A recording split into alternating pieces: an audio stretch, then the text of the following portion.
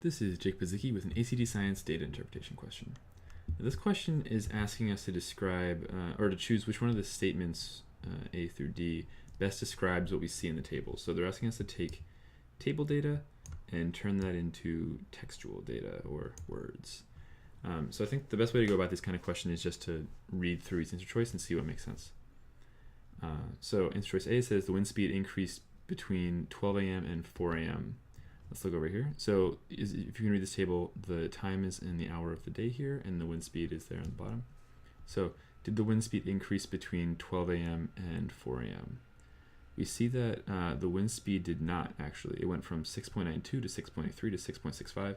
So it actually went down between 12 and 4.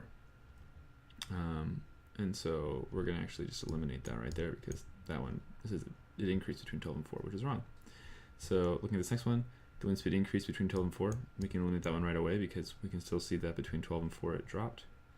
And so these last two are, the bottom two are possible answers here. So the wind speed decreased between 12 and 4, increased between 4 a.m. and 12 p.m. So let's see, did it increase? Did it steadily increase? And actually, yeah, we see that it did, right? Because it went from 6.5 to 6.7 to 6.78 to 6.89 to 7.1. So it did increase between 4 a.m. and 12 p.m. Decreased between 12 p.m. and 6 p.m. So did it decrease between 12 and 6? We see that, yep, actually it did. It went from 7.1 to 6.98 to 6.6 to 6.35. And then increased between 6 p.m. and 12 a.m. Let's see, did it increase? Did it go from 6.63 to 6.52 to 6.81 to 6.91?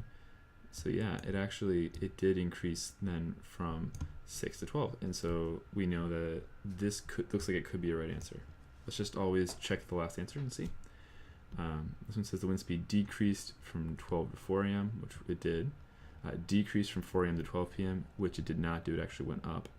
And so we can actually just stop right there. As soon as we see that there's one part of this that's wrong, we know the whole question is wrong. And so our right answer, or the whole answer choice is wrong. So the right answer must be here, answer choice C.